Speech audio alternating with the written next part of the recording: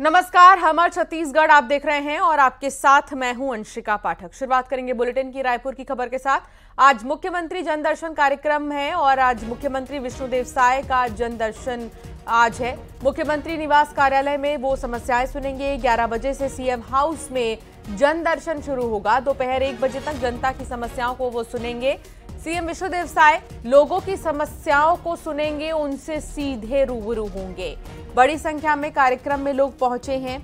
11 बजे से क्योंकि शुरू होगा और अभी 10:30 बजने को हैं। धीरे धीरे फरियादियों के पहुंचने का सिलसिला शुरू हो चुका है। 11 बजे क्योंकि ये जो जनदर्शन है उसका आयोजन होगा, जिसमें कि सीधे मुखिया प्रदेश के जनता से जुड़ेंगे, फरियादियों की समस्याओं को सुनेंगे, अधिकारियों को फौरन निर्देश दिए जाएंगे। आखिर कहां समस्या आ रही है, क्यों नहीं अब तक उसका समाधान निकल पाया है, किन वजहों से मामले अटके हैं, इन तमाम जो सवाल हैं उनके जवाब आज फरियादी देंगे सीएम को। आज जनदर्शन का कार्यक्रम जो है वो आयोजित किया गया है और करीब 11 बजे से जनदर्शन का ये कार्यक्रम जो है वो शुरू हो जाएगा। और तस्वीर हम आपको दिखाना चाहेंगे कि लंबी कतारें लोगों की सीएम साय से मुलाकात के लिए यहाँ पर लगी हुई है। ये सभी सीएम साय से मुलाकात करेंगे और अपनी समस्याएं उनके सामने रखेंगे। कुछ लोगों से हम बात करने की कोशिश करते हैं। भाई साहब, कहाँ से आए हैं? हम लोग कांकेर चारामा से। कितने बजे से आए? हम लोग अभी 1 घंटे से पहुँचे। क्या कुछ समस्याएं हैं? हमारी कुछ सामाजिक मांगे हैं, उसके लिए हम लोग आए हैं। पूरे समाज के पूरे प्रतिनिधि मिल के आए हुए। आप बताइए भैया। हम लोग जोगड़ी से आए हैं। जी। कितने बजे से आए हैं? 1 घंटा हो गया यहाँ पे। क्या समस्या है आपकी? वो गांव में कुछ समस्या है, इसके लिए आए हैं सर के पास। आप लोग बताइए, आप कहाँ से? जोगड़ी से, एक ही गाँव से। ठीक है। भाई साहब, आप बताइए कहाँ से आए आप? मैम, हम लोग कमल विहार से आए हुए हैं। कमल विहार जो कि भाजपा का ड्रीम प्रोजेक्ट था, आज वहाँ 10 से 12 घंटे लाइट गोल हो रही है और सारे ड्रेनेज खुले हुए हैं और पानी पूरा इकट्ठा हो रहा है। तो और स्ट्रीट लाइट पूरी तरह बंद रह रही है, तो उसका आपराधिक गतिविधियाँ बढ़ रही हैं, तो उसी के लिए हम लोग आ जाए हुए हैं। सभी अपनी अपनी समस्याएं लेके यहाँ पहुँच रहे हैं। उम्मीद है आपको कि आपकी समस्याओं का निराकरण यहाँ पर जरूर होगा, पूरी उम्मीद है, तभी तो आए। ठीक। तो देखिए, बहुत लंबी दूरी तय करके लोग यहाँ पर जो है वो पहुँचे हैं और करीब कुछ लोग जो है सुबह 5 बजे से यहाँ पहुँचे, तो कोई सुबह 6 बजे से पहुँचा है और सभी जो है आज सीधे सीएम साय से जो है वो रूबरू होंगे और उनके सामने अपनी समस्याएं जो है वो रखेंगे। यही आपको बता दूं कि 27 जून से जो है जनदर्शन कार्यक्रम का जो है आयोजन किया गया है, जिसके बाद से लगातार हर सप्ताह के गुरुवार को ये कार्यक्रम जो है सीएम हाउस में आयोजित किया जाता है। कैमरा पर्सन मनीष कीते के साथ तनु वर्मा, न्यूज़ 18 छत्तीसगढ़। तनु साथ जुड़ गई है सहयोगी और अभी आप रिपोर्ट भी दिख रहे थे तनु वर्मा का ही। तनु, आप इस वक्त वहीं पर मौजूद हैं। 10:30 अभी बज रहे हैं, लेकिन 11 बजे से जनदर्शन जो है वो शुरू हो जाएगी। क्या फरियादी पहुंच चुके हैं?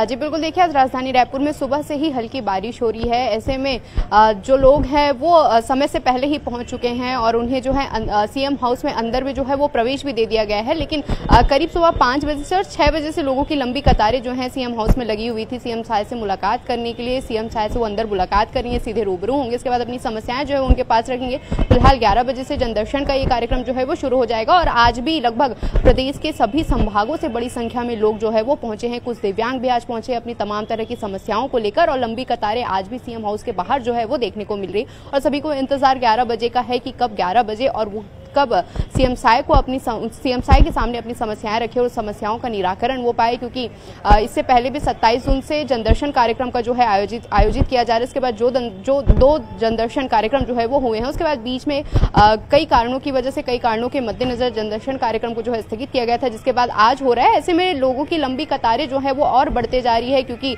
लंबे समय बाद फिर से वो सीएम साय से जो है मुखातिब होंगे और इसके साथ ही सुबह से ही लोगों के पहुंचने का सिलसिला भी जो है वो जारी है। और आज इसके साथ ही जो दिव्यांगजन यहाँ पर पहुंच रहे हैं सीएम हाउस में, उनके लिए भी खास व्यवस्था की गई है। उनको बाहर ई रिक्शा से जो है अंदर सीएम हाउस तक प्रवेश दिलाया जा रहा है। तो तमाम लोगों के लिए अलग अलग तरह की सुविधाएं भी यहाँ पर जो है वो की गई है और 11 बजे ये जनदर्शन का कार्यक्रम शुरू हो जाएगा, जिसके बाद सभी अपनी समस्याएं जो है सीएम साय को सुनाएंगे। उसके बाद जिन जिन समस्याओं का निराकरण जो है तुरंत हो पाता है, उन समस्याओं का निराकरण भी वहाँ पर त्वरित किया जाता है। इसके साथ ही जो भी विभाग की समस्याएं लेकर वो पहुंच रहे हैं, उनके विभाग के अधिकारियों को उसकी सूचना दी जाती है, जिसके बाद उनके समस्याओं का निराकरण जो है वो हो रहा है। और लोग बड़ी उम्मीद के साथ, बड़ी आशा के साथ जो है यहाँ पर पहुंचे कि उनकी समस्याओं का वाकई में जब प्रदेश के मुखिया से रूबरू होते हैं तो फिर एक उम्मीद, एक आशा की किरण जो है वो नजर आने लगती है। की जो समस्याएं हैं वो जल्द दूर होने वाली हैं। बने रहिए, बहुत शुक्रिया जानकारी साझा करने के लिए तनु। आगे बढ़ेंगे और बात करेंगे बीजेपी कार्यालय में सहायता केंद्र बना है। सहायता केंद्र आज वित्त मंत्री ओपी चौधरी जो है समस्याएं सुनेंगे। बीजेपी कार्यालय में ही सहायता केंद्र बना है और ओपी चौधरी भी आज लोगों की समस्याएं सुनेंगे। आम लोगों की समस्या ओपी चौधरी सुनते हुए नजर आएंगे। एक तरफ जहां सीएम हाउस में खुद मुख्यमंत्री विष्णुदेव साय लोगों से रूबरू होंगे, उनकी समस्याओं को सुनेंगे, तो दूसरी तरफ जो बीजेपी दफ्तर है वहां पर सहायता केंद्र बनाया गया है जिसमें कि ओपी चौधरी जो कि वित्त मंत्री भी हैं वो सुनते हुए नजर आएंगे समस्याओं को। हालांकि कल मंत्री लक्ष्मी राजवाड़े जन समस्याएं सुनेंगी। बीजेपी कार्यालय में ही जन समस्याएं मंत्री सुनते हैं।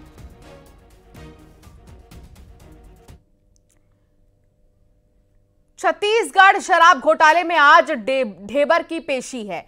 अनवर ढेबर और अरुणपति त्रिपाठी की पेशी है। ढेबर और त्रिपाठी को मेरठ से रायपुर लाया जा रहा है। सड़क के रास्ते वैन से ईडी लेकर आ रही है रायपुर। कल दोनों को ही रायपुर कोर्ट में पेश किया जाएगा।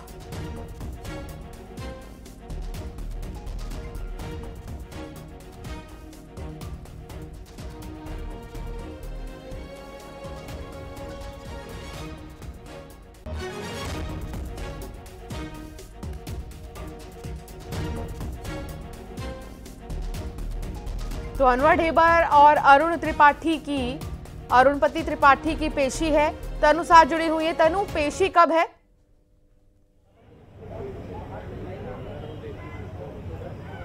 जी बिल्कुल, देखिए शराब घोटाले और नकली होलोग्राम मामले में गिरफ्तार अनवर ढेबर और एपी त्रिपाठी को आज जो है राजधानी रायपुर में कोर्ट में जो है वो पेश किया जाएगा और इससे पूछताछ करने के लिए ईडी की टीम के द्वारा उन्हें बाय रोड जो है राजधानी रायपुर लेकर आया जा रहा है। करीब 12 से 1 बजे जो है वो राजधानी रायपुर पहुंचेंगे, जिसके बाद उन्हें राजधानी रायपुर के आज कोर्ट में जो है वो पेश किया जाएगा।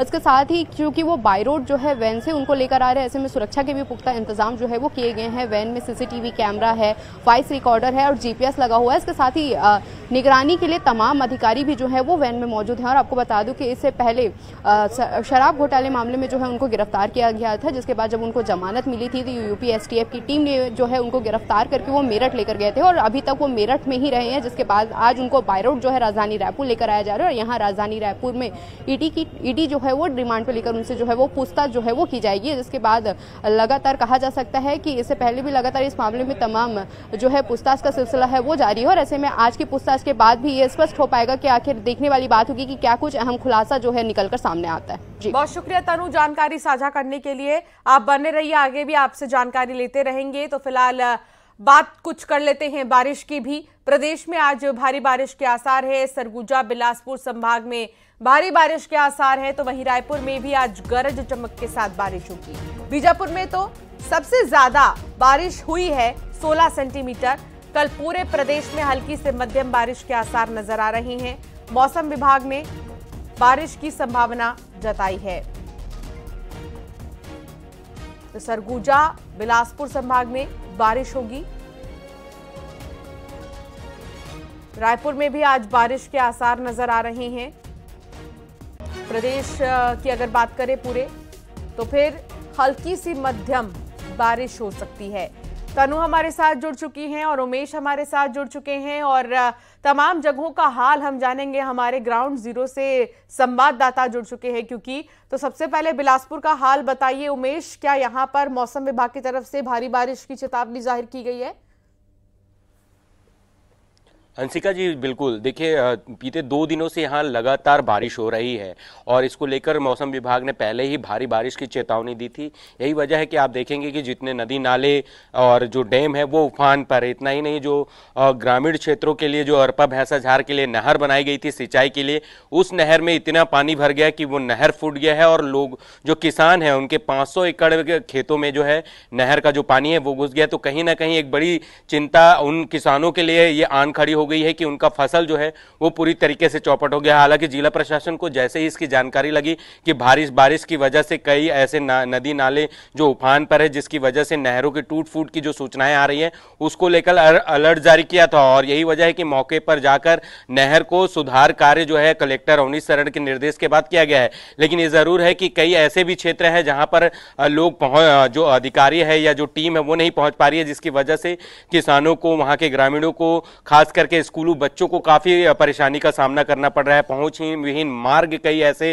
इस जिले में है जहां पर भारी बारिश की वजह से जो मुख्य मार्ग से संपर्क जो है सड़कों का वो टूट जाता है। यही वजह है कि जो गांव के ग्रामीण है वो गांव में ही दुबक के रह जाते हैं। खास करके उनके सामने अगर 2-3 दिनों तक इसी तरीके से भारी बारिश होती रही तो उनके खाने पीने की भी समस्या निकल कर सामने आती है। इसके साथ ही अगर हम कहें तो कई ऐसे भी इलाके हैं जहां पर बाढ़ की स्थिति निर्मित हुई है। तो फिलहाल जिला प्रशासन पहले से ही इस पूरी भारी बारिश को लेकर अलर्ट जारी कर दिया था। जिन इलाकों में अति संवेदनशील इलाका के तौर पर घोषित किया गया है उन इलाकों पर टीम मौजूद है।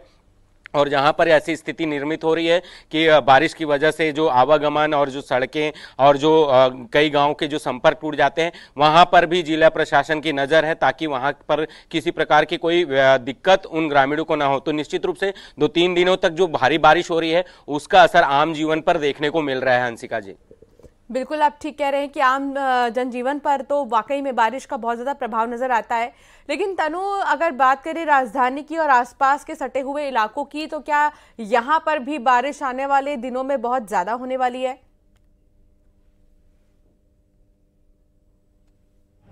जी बिल्कुल, देखिए पिछले 10 साल से अगस्त में जो है मानसून में अच्छी बारिश होने का जो है वो ट्रेंड रहा है और माना जाता है कि अगस्त के मंथ में मानसून का जो सीजनल कोटा होता है वो पूरा होता है। और अभी तक 1 जून से लेकर अभी तक की हम बात करें तो 665 मिलीमीटर से ज़्यादा बारिश जो है वो दर्ज की गई है। वहीं राजधानी रायपुर में अभी तक जो एवरेज पूर्वानुमान मौसम विभाग के द्वारा जताया गया था उससे 7 से 8% जो है वो ज़्यादा बारिश जो है वो दर्ज की गई है और आसपास के इलाकों में भी यही हाल है।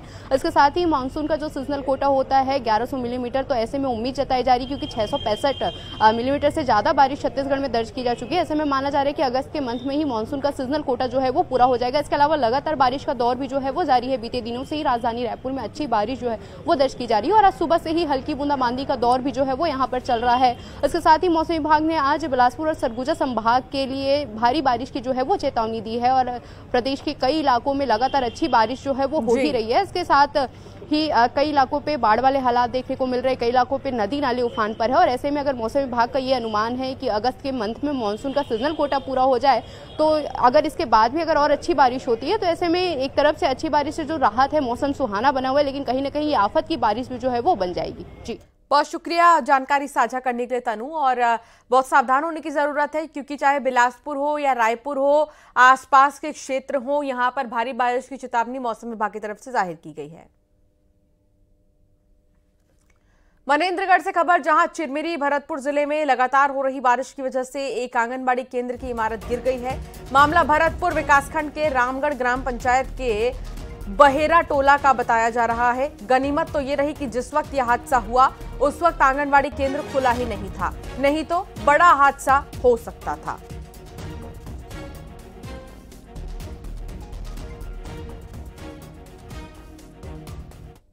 8 बजे तो यहाँ आंगनबाड़ी गिरा हुआ था। फिर हम लोग यहाँ पास आए, 2-4 लोग को बुलाए, गांव के लोग, सरपंच, सचिव और उप सरपंच को, तो दिखाए हम लोग आकर और वहाँ भी सूचना दिए जनकपुर में अपनी पर्यवेक्षक को और परियोजना और बाबू लोग को। आंगनबाड़ी भवन बहेरा टोला केंद्र का है। 3-4 दिन बारिश के कारण ऊपर से जो सीपेज है उसके कारण क्षतिग्रस्त हो गया है, पूरा गिर गया है। जो कि ये भवन बनवाया गया ठेकेदार द्वारा एकदम गुणवत्ता विहीन है, इसी कारण ये गिर गया है। जो कि सुबह करीब 8 बजे। बिलासपुर जिले में लगातार जारी तेज बारिश और बारिश से नहर में बेहिसाब पानी भर गया है, जिसकी वजह से कोटा क्षेत्र के भरारी गांव में नगर की बांध टूट गई है और नगर का पानी खेतों में घुस गया है। 500 एकड़ से ज्यादा की फसल बर्बाद हो चुकी है। आशंका जताई जा रही है कि उधर फसल बर्बाद होने की आशंका को लेकर किसान परेशान हैं। किसान मुआवजे की मांग करने लगे हैं। गौरतलब है कि नहर का बांध टूटने से पिछले 3 दिनों से खेतों में पानी भरा है, फसलें डूब चुकी हैं। दूसरी तरफ भारी बारिश, बाढ़ और नदियों में उफान को देखते हुए प्रशासन ने लोगों को नहर, डैम और नदी के किनारे जाने से मना किया है।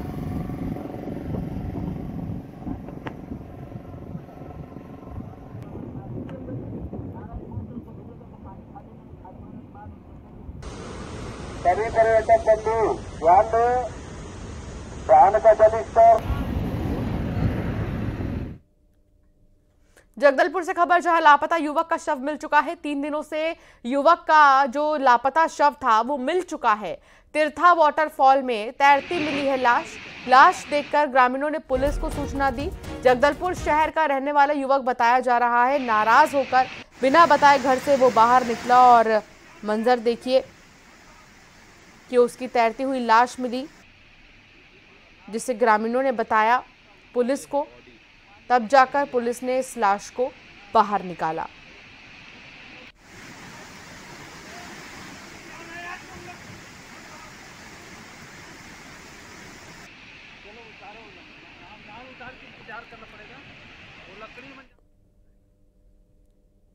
बड़ौदा बाजार में भी बारिश जारी है और अमेठी घाट पर जलस्तर 3 फीट ऊपर पहुंच गया है, जिसकी वजह से 10 गांवों का संपर्क जिला मुख्यालय से टूट चुका है। रोजमर्रा के कामकाज के लिए इन गांव के लोग रोजाना जिला मुख्यालय पहुंचते हैं, अपना जीवन यापन करते हैं। अमेठी घाट पर जलस्तर बढ़ने की वजह से इन गांव के लोगों को 80 किलोमीटर घूमकर जिला मुख्यालय जाना पड़ता है।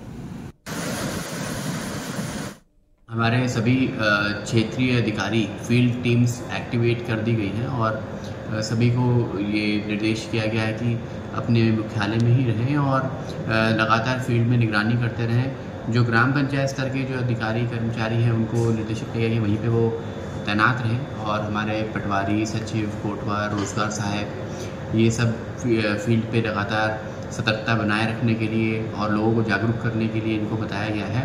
और सभी नागरिकगणों से अपील की गई है कि वो बाढ़ की स्थिति को देखते हुए और अतिवृष्टि की स्थिति को देखते हुए आवश्यकता पड़ने पर ही जो है घर से बाहर निकलें। और बाजार जिले में लगातार बारिश के बाद नदी और नाले उफान पर है। हम अमेठी घाट में मौजूद है। अमेठी घाट वो घाट है, अगर इस घाट में, इस पुल में, अगर पुलिया में 3 फीट पानी अभी भी चल रहा है, इस पुलिया में पानी चलने की वजह से लगभग दर्जन भर से अधिक गाँव का संपर्क टूट जाता है। पहले इसका बहाव देखिए, इसका कटाव देखिए, किस तरह से 3 फीट पानी पुलिया के ऊपर चल रहा है। हम नज़ारा दूर तक दिखाना चाहते हैं कि आखिर जो वाहन उस पार खड़ी हुई है वो इस पार आने के लिए तत्पर है, लेकिन वो वाहन इसलिए नहीं आ सकती क्योंकि 3 से 4 फीट पानी ऊपर चल रहा है। वो देख सकते हैं वहाँ पर टंकी जो बनाई गई है, जल स्रोत जो बनाया गया है, वो का पानी कहाँ तक वहाँ पर फिट बैठता है। ये नज़ारा इधर हम दिखाना आपको चाहते हैं कि किस तरह से ये देखिए जो बारिश का पानी, इसकी वजह से किस तरह से ये जो पुल के जो बनाया गया था उसका किनारे किस तरह से जर्जर हो चुका है। पूर्व सरकार में यहाँ पर पुलिया की मांग लोगों द्वारा की गई थी, घोषणा में भी जारी हो गया था, लेकिन अब तक यहाँ पर पुल नहीं बन पाया है। लेकिन कारण इसी तरह समस्या हो रही है लोगों को। जब भी बारिश आती है समस्या लोगों को झेलनी पड़ती है। देख सकते हैं किस तरह से यहाँ बहाव है और कटाव है। कलेक्टर द्वारा निर्देश करने के बाद यहाँ पर प्रशासन की टीम लगाई गई है कि कोई भी लोग रास्ते को पार न करे। लिहाजा अब देखने वाली बात होगी कि आखिर कब इसका पुलिया बनेगा या फिर लोगों को पिछली बारिश में भी ये समस्या देखने को मिलेगी। योगेश यादव, न्यूज़ 18, बलौदा बाजार। सूरजपुर में लगातार बारिश जारी है और पूरे जिले में बाढ़ जैसे हालात हैं। इस बीच लोग जान जोखिम में डालकर पुल, पुलिया और रपटा पार कर रहे हैं। इसी कड़ी में जोरदार उफान के बीच रपटा पार कर रहे एक बाइक सवार की जान बाल बाल बच गई। ओडंगी ब्लॉक के धरसेड़ी गांव का एक वीडियो वायरल हो रहा है, जिसमें जलभराव के बीच बाइक सवार जान जोखिम में डालकर पुलिया पार कर रहा है। इसी दौरान वो तेज धार में बहने लगा। मौके पर मौजूद ग्रामीणों ने समय रहते बाइक सवार की जान बचा ली।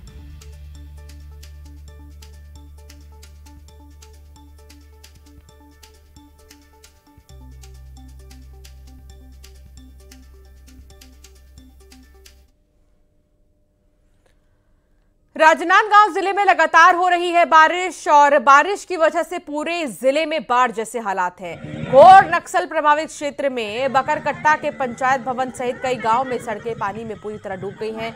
ग्रामीणों को परेशानी हो रही है।